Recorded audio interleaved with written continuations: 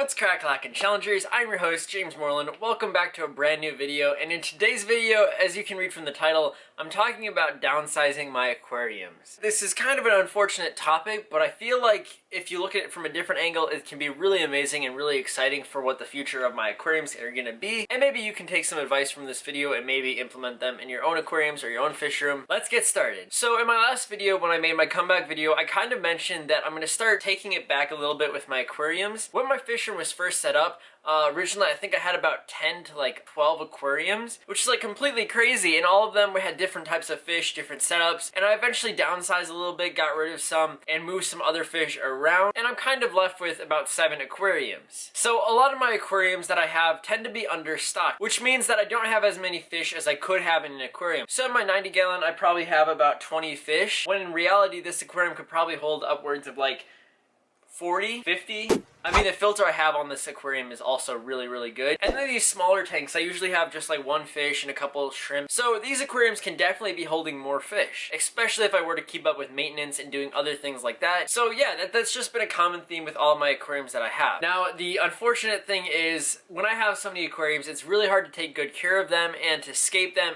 and to remove things if some things get undone, or fix things, clean them, and like properly clean the aquariums, not just like a light scrub, like an actual intense water change and scrub. It's hard to do that when you have so many aquariums. So I usually spend a little bit more time on a couple different aquariums, and I've honestly started to mainly just spend all my time on my 90-gallon. It's basically like my prized possession. But all my other tanks have started to get really bad, either algae blooms or just other things that don't really look that good, like their plants start to die, and I don't really spend that much time on that. My plan is to start reducing some of my aquariums. I'm planning on moving almost all the fish in my 60-gallon, which is honestly completely disgusting. It has tons of fake plants, mainly because that tank is such a high depth and the light that I have on it is like really dim. So I'm going to be moving all the fish and shrimp to different tanks in my fish room. And when I do that, I'll be able to get rid of my 60-gallon. I might sell it, I might keep it in storage and maybe eventually do something with it. But for now, when I move all the fish into these tanks, I'll be able to move some of the plants that are left with it into my new other tanks. And that way I'll be able to escape them and make them look beautiful. Because honestly, I'd much rather have 3 or 4 or 5 aquariums that look beautiful compared to having a lot of aquariums that just look, you know,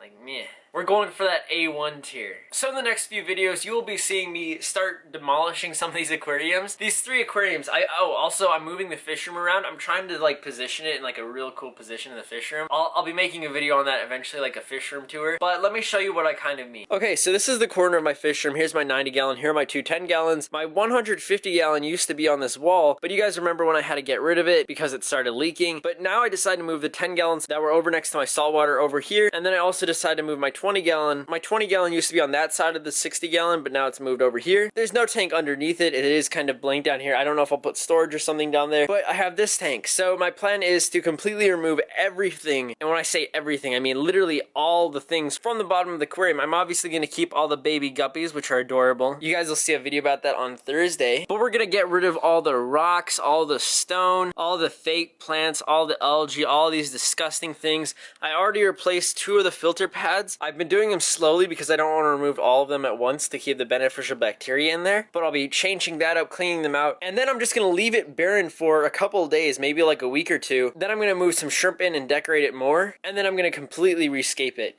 That's the same thing with these 2 tanks. I'm going to remove everything, all the algae, everything like that. And this tank, there's like so much algae on this side, I'm literally going to scrub the entire aquarium. I'm going to remove all the decorations, everything, until it just has like the fish and the shrimp in there, and maybe a couple plants if the plants are still good. There's just so much algae in there, it kind of looks nasty. And we're probably going to remove a lot of the snails, maybe move them to like just the snail only tank, and then they'll finally just be completely empty.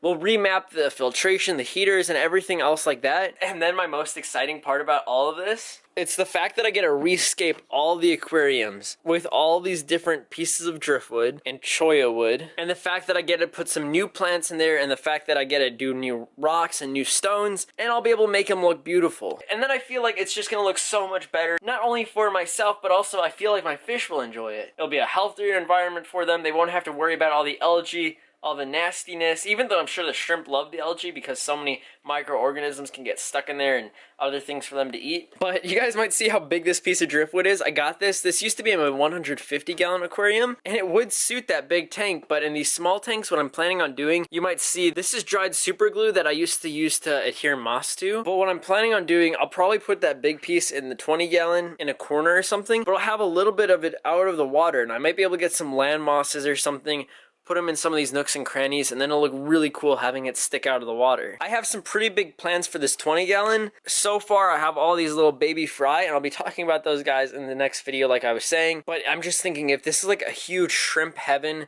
and guppy heaven, that would be awesome. And then, of course, we have my 90-gallon. I'm not really planning on rescaping this aquarium. I feel like just the way it's set up right now is just so perfect that it doesn't really need to be rescaped. But all of these tanks do need to be rescaped. And then I'll be moving the fish from my disgusting 60-gallon over, and hopefully some of the plants. But let me show you guys the amount of shrimp that we have in this 60-gallon. Okay, there's one right there on top of the piece of lava rock. There's one right there on top of the stone. There's one right there on the leaf. Look at all the ones on the cholla wood. There's one underneath the sponge filter. There's one, focus, oh, kind of. Oh, focus. There's another one. There's one on top of a rock. So obviously, as you can see, we just have so many shrimp in this tank that we're gonna be able to have to catch all of them. It's gonna be hard. But once we move them to their new home, they're gonna love it even more. And also, once I move them to the 20-gallon, there's not really any predatory fish in here.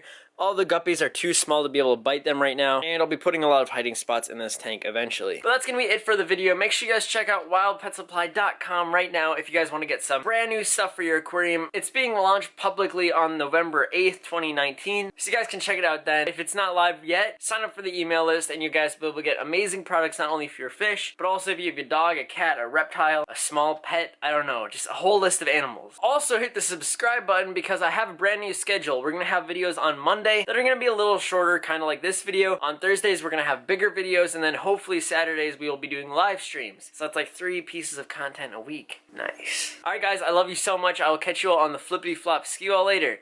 Bye. Dab.